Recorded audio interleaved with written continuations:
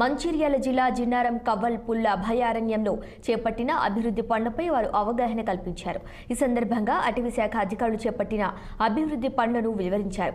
పులులు అభయారణ్యం ఏర్పాటు చేసిన నాటి నుండి నేటి వరకు అనేక అభివృద్ధి పనులు చేసినట్లు అధికారులు తెలిపారు. నీటి కుంటలు, గడ్డి క్షేత్రాలు అధిక మోతాదులో పెంచడం మూలంగా పులులు ఆహార జీవాలు గణనీయంగా పెరిగాయన్నారు.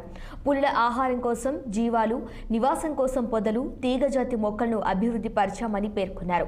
దాదాపు 600 రకాల వృక్ష జాతులు, 300 రకాల పక్షుల జాతులు ఇక్కడ వృద్ధి చెందాయని, మైగ్రేటింగ్ బర్డ్స్ కూడా చాలా జాతులు వస్తూ ఉన్నాయని చెప్పారు.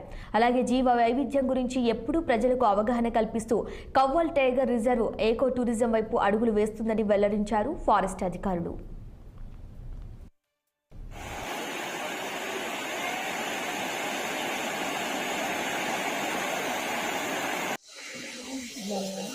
ఇవాళ టైగర్ ఇంటర్నేషనల్ టైగర్ దినోత్సవాన్ని పురస్కరించుకొని మేము ఇవాళ మీడియా వాళ్ళందరినీ పిలిచి టైగర్ రిజర్వ్లో చేసిన మంచి కార్యక్రమాలు ఏమైతే ఉన్నాయో ఇప్పటివరకు మేము చేసిన ప్రోడక్ట్ ప్లాట్స్ కావచ్చు, ఎస్ఎంసీ స్ట్రక్చర్స్, పీటీసీ ఇవన్నీ వివరించడం జరిగింది.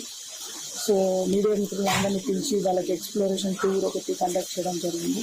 తద్వారా ఏంటంటే టైగర్ రిజర్వ్ గురించి మేము చేసే పనుల గురించి అవగాహన ఇవ్వడానికి కూడా ఉపయోగపడుతుందని మేము అందరినీ పిలిచి ఎక్స్ప్లెనేషన్ కండక్ట్ చేయడం చేస్తున్నాను.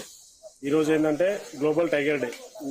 ఈరోజు అంటే మనకి ప్రపంచ పులుల దినోత్సవాన్ని పురస్కరించుకొని కవ్వల్ టైగర్ రిజర్వ్లో లోకల్ మీడియా మిత్రులకు టైగర్ రిజర్వ్ యొక్క ఇంపార్టెన్స్ అండ్ టైగర్ రిజర్వ్లో జరుగుతున్న యాక్టివిటీస్ని మీడియా ద్వారా పబ్లిక్ అవేర్నెస్ రావడానికి మెయిన్ థీమ్ ఏంటంటే habitat preservation and preventing and anti coaching, అంటే మనకి పులుల యొక్క ఆవాసాన్ని కాపాడడము